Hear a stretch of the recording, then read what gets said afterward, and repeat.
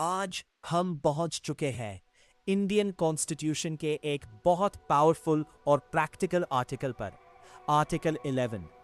ये आर्टिकल छोटा जरूर है, लेकिन भारत की सिटीजनशिप पॉलिसी का फ्यूचर इसी पर डिपेंड करता है।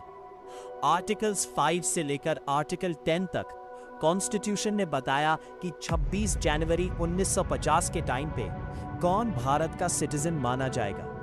लेकिन कॉन्स्टिट्यूशन मेकर्स को पता था कि देश डायनामिक होता है, माइग्रेशन बढ़ेगा, बॉर्डर्स चेंज होंगे और फ्यूचर सिचुएशंस अलग होंगी। इसलिए एक फ्लेक्सिबल सिस्टम की जरूरत थी। आर्टिकल 11 पार्लियामेंट को पावर देता है कि वो लॉ बनाकर सिटीजनशिप के रूल्स डिसाइड करे। मतलब सिटीजनशिप का फाइनल कंट्रोल पार्लियामेंट के पास है। कौन सिटीजन बन सकता है, कौन सिटीजनशिप लूज करेगा, कौन दोबारा सिटीजन बन सकता है, इन सभी क्वेश्चंस का जवाब कॉन्स्टिट्यूशन डायरेक्टली नहीं देता, बल्कि पार्लियामेंट को अथॉरिटी देता है। संविधान एक लिविंग डॉक्यूमेंट है। कॉन्स्टिट्यूशन मेकर्स ने समझा कि फ्यूचर जनरेशंस की नीड्स अलग होंगी।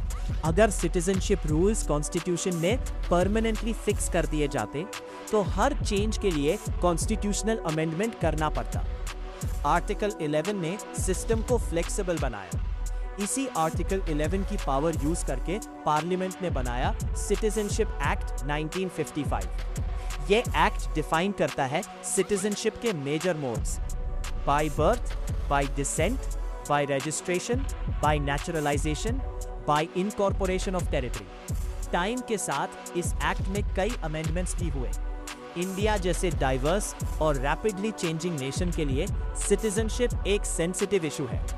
Migration, refugees, diaspora Indians, national security, सब सिटीजनशिप लॉ से जुड़े हुए हैं। इसी आर्टिकल 11 की वजह से पार्लियामेंट सिचुएशन के अकॉर्डिंग पॉलिसीज अपडेट कर सकती है। आर्टिकल 11 एक इंपॉर्टेंट कॉन्स्टिट्यूशनल मैसेज देता है। कॉन्स्टिट्यूशन प्रिंसिपल सेट करता है, लेकिन गवर्नेंस को डेमोक्रेटिक इंस्टीट्यूशंस के थ्रू इवॉल्व होने देता है।